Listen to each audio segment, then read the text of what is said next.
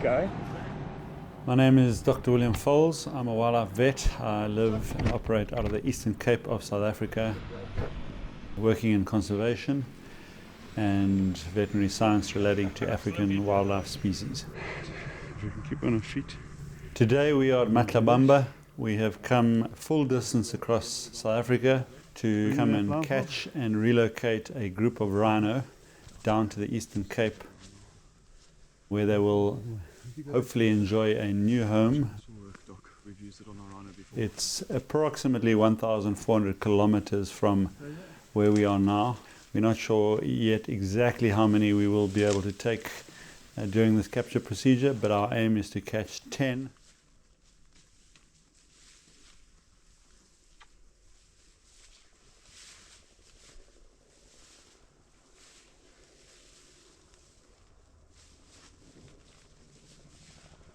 Other way around.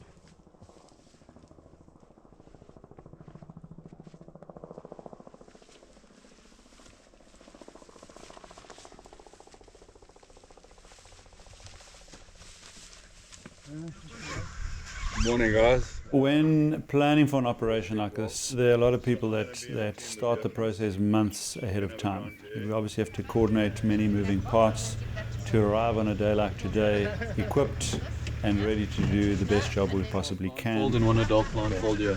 Getting everyone's calendars to coordinate, getting the permits in place, multiple permits across different provinces. It's difficult, the logistics around heavy equipment. Today we have 2 crane trucks, 2 transport vehicles. We've got a helicopter that is here to help the vet do the darting and to steer the animals to the right location. And then we've got multiple ground teams in place, and what ground teams need to do is to get to the rhino quickly. We will probably have more than one rhino down at a time, so we need multiple ground teams to then process those animals. Push! Push, push, push! We've got to do DNA samples, we've got to take skin, hair, blood, as well as do DNA chips on them, which are microchips. And some putty. We're on number 4, we're on number 3.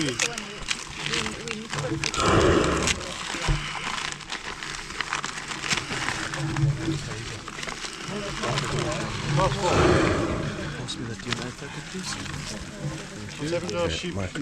Let's do this. We can, but we didn't do the last one. Are we doing the back one as well? Some of them will have tracking devices fitted to them, so all of these pieces of equipment have had to be organized before the time. There is a vet in the helicopter that will be doing the darting.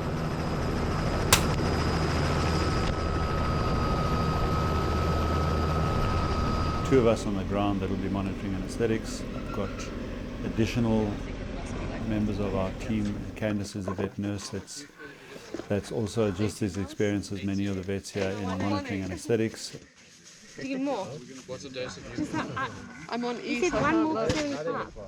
And then there's the process of getting them loaded.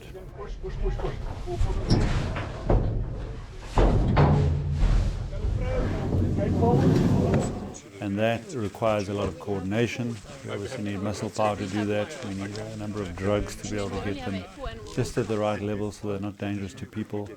Just find and put them in my box. We then need ropes and prodders and blindfolds and earplugs.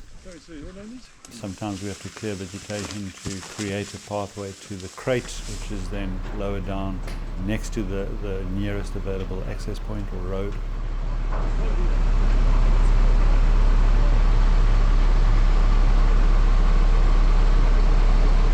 Okay, Keelan, once you pass the road, get out. When a day like this comes together, you know there have been months and months of planning and discussions that people have had to have had. Teams have had to come from all over the country to be here to ensure the operation takes place. Flush it and then you can flush it. Just hold this. Okay. Okay, flush it.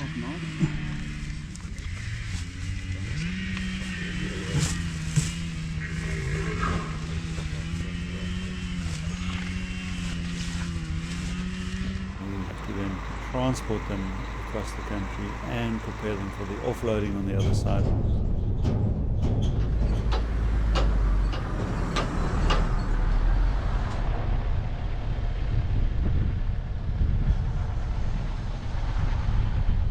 Where another team will then take over their reintroduction phase into their new home.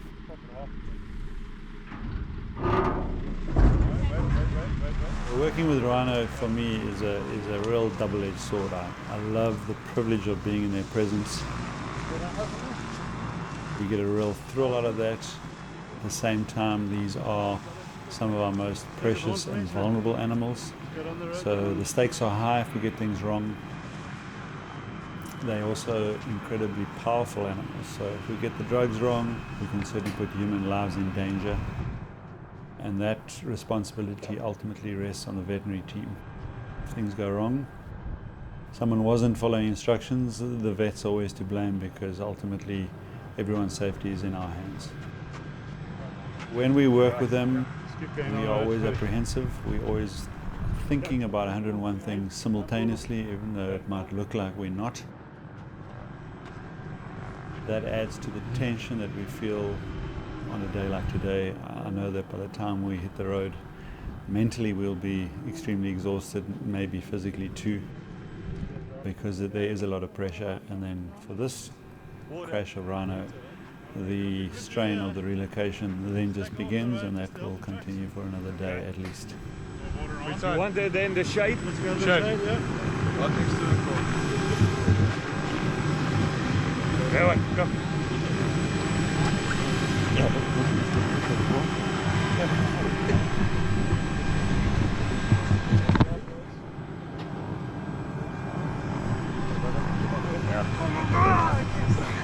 One more push.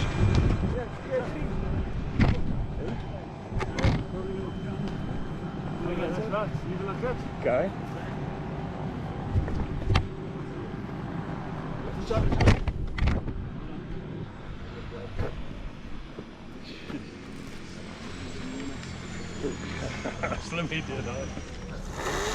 Occasionally we come across animals with injuries. In this case, this particular animal has clearly had something go wrong with the base of his back horn. It looks to me like another rhino's managed to get a little uppercut into the base of this horn. It's had introduced infection to the growth plate, and as a result there's a lot of necrosis of tissue. We've definitely got maggots that have got in here, and those maggots are busy eating away at the tissues that lie underneath the remaining pieces of this back horn. So what we're going to have to do here is expose that infected tissue so we can clean it and flush it all out, get some ointment in there to kill the maggots, get some antibiotics onto this exposed flesh, and just stimulate drainage so that nothing gets caught and trapped underneath this horn. It looks like that we've caught this in time. I do expect most of this growth plate to make a full recovery. There may well be some scarred horn tissue that will grow from this, but I do believe that this back horn will be fully functional one day after an extended period of recovery. Yep, I've got it on the Okay, back. we need to do another blindfold on you, please. Yep, it's the blindfold's on there. It's going to be yucky. How are you going to use that one? Nee, daar's een daar. The drive, we have the 2 transport vehicles with the 10 rhino crates on.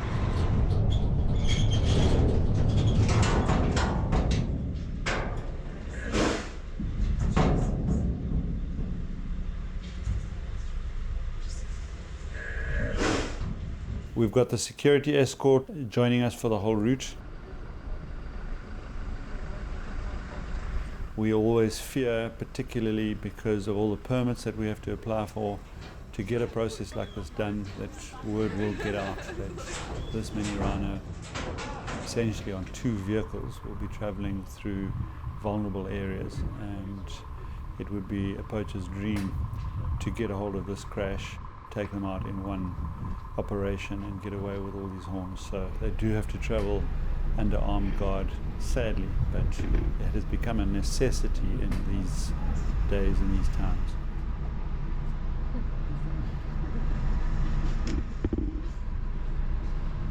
She's lining me up there.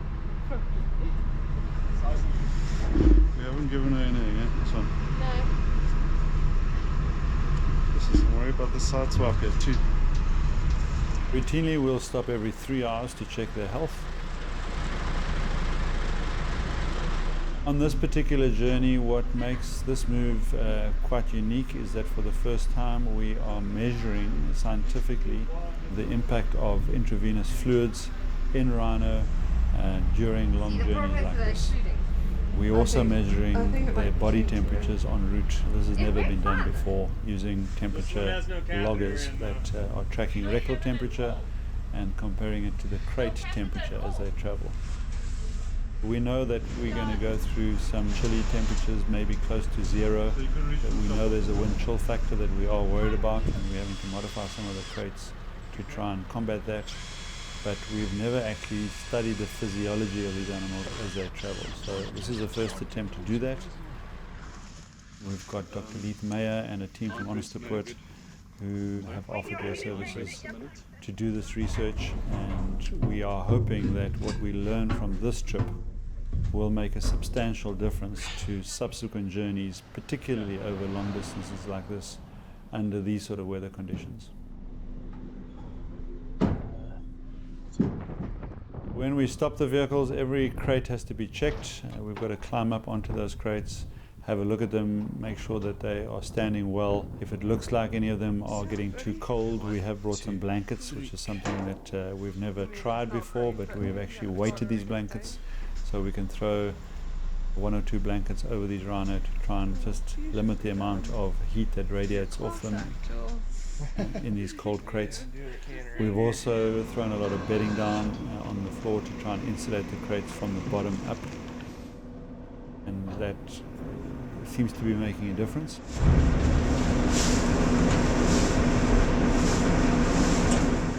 But when we can see something is either too awake or too asleep, we've got to then top them up, and quite often that is done with a pulse syringe, where we draw up the drugs into a syringe on the end of a pole and then jab that into them. It takes about 15 to 20 minutes to work after an intramuscular injection like that. But we do anticipate having to do that regularly, a long trip like this.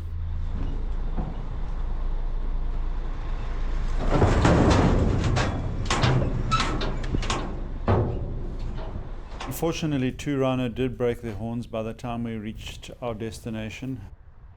The oldest cow that had the very straight long horn, we were worried about her from the start. We did discuss as a team whether we should be leaving her behind as opposed to putting her through this journey. And the decision was, even if she did break her horn, we felt that it was important to get her with her crash through to the other side. So that was a concern from the start. When things started to go wrong with that horn, I wasn't particularly surprised. The sheer size of her body and her horn length was a problem, and it was half anticipated.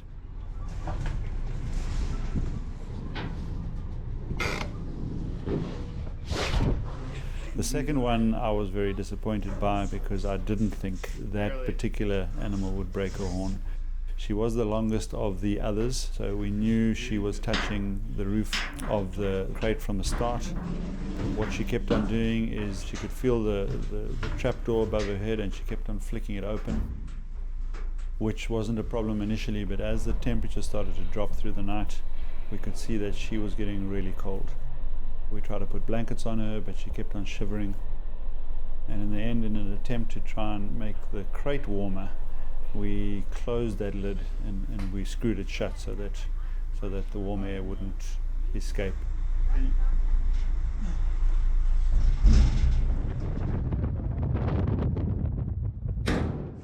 In retrospect, that was a mistake from a horn point of view, because she didn't like that at all. When she felt that that door wasn't moving, she then fought that flap, and she did break her horn off in the process.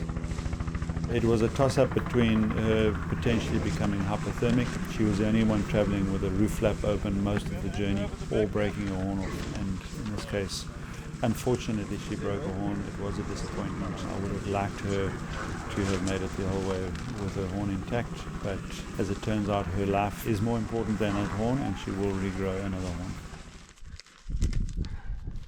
Their horns are made of keratin. They grow off the surface of the skin in a growth plate that sits on the roof of their skulls. Their horns grow at about 2 inches a year on average. They grow just like any other part of their bodies, their toenails included, is exactly the same structure. So even though it looks traumatic for them to break their horns off, they do bleed. Like if we had to damage our own nail bed, those horns do regrow. It'll take about 3 or 4 days for that soft tissue to become hard again, and within 3 to 6 months you will notice a crust of keratin that's formed, and that'll become the new horn one day. Thanks very much for this, Tom. It's the hair so far. I don't have a scalpel to do a proper skin.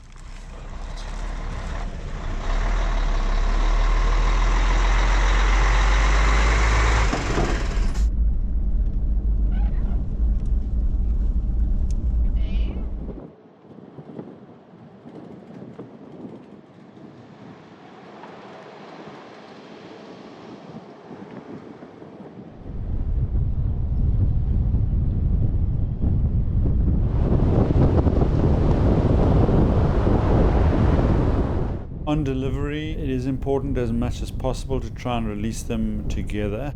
And most importantly, mothers and their calves to come out simultaneously in a way, hopefully, that allows them to link up with each other immediately. They are quite heavily sedated, so that if they don't link up straight away, they might end up running off in different directions, and that's not ideal.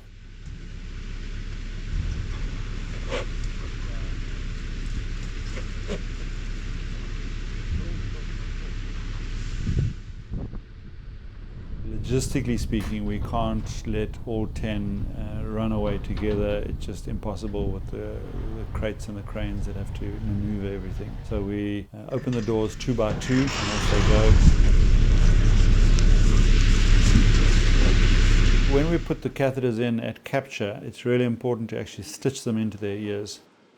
Otherwise they just pull out, either because of the drip lines that go in, or even sometimes when you're trying to give them medication en route, those catheters will pull out. Sometimes they rub them out. Problem then is at the final destination, before they come out the crates, you have to cut those sutures to be able to get the catheters out of their ears. By that stage, some of these rhino are very aware of what's going on around them, and as soon as they can feel that you're fiddling with them, they try and resist and try and get one up on you. So particularly the small guys, where we had to lean into the crates, that wasn't ideal, because we had a long way down to reach to actually get to these ears, and that was a real struggle to get those catheters out before we could release them.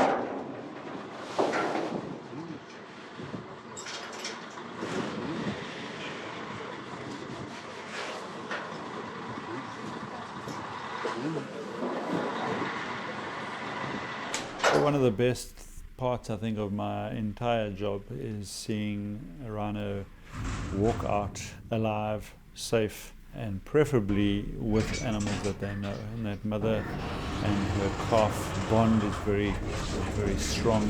They do communicate with each other. Obviously, on the journey, there's no communication because they're not even aware that the other one is nearby.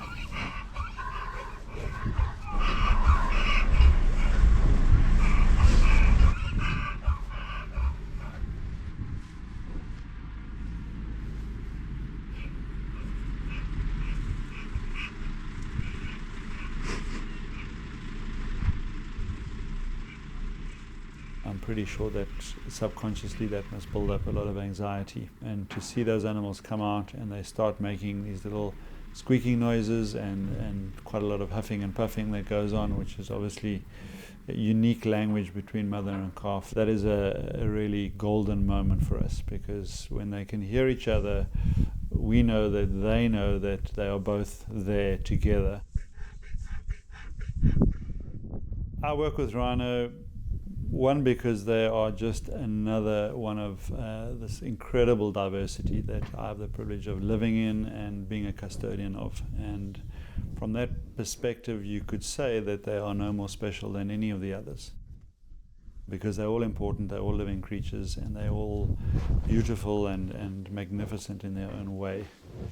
My passion for wildlife is indiscriminate from that point of view. What makes Rhino work that little bit more special for me is that I have seen the horrendous brutality that we have put them under as humans. And that has really upped the ante for us. We've had to do extraordinary things, go to extraordinary measures now to ensure their safety and to ensure their longevity for future generations. Not just for future generations of humans, but for future generations of other animals out there living in their ecosystems, benefiting from the presence of these magnificent animals. And that makes the tension, the challenge, and the rewards around this particular species something that I really relish. We are by no means perfect in what we do. We try and learn from every single procedure that we undertake.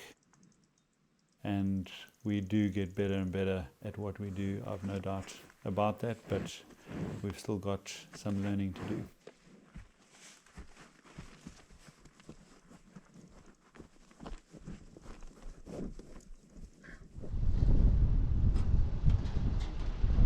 The trip was definitely a success. We feel much happier where they are now. I think their future, and I'm talking about decades, is much better where they are. They are in magnificent white rhino country, lots of grazing, lots of space. As a region, they must be much more secure. Obviously, getting them there alive, apparently well, is important. We now see what the next few weeks hold, because there are other white rhino in this area. And there are other species too, like elephants and cats. They've got to settle down and find their place socially within their own species, but also within the other species that are around them. But I do consider the relocation a success. It would have been great to have arrived with 10 horns on, but that, in the bigger picture of things, is actually not a very significant problem. As long as the first 2 weeks go well, and the first 2 months after that, I've no doubt that these animals will be in a better place and will make a greater contribution to their species than where they've come from.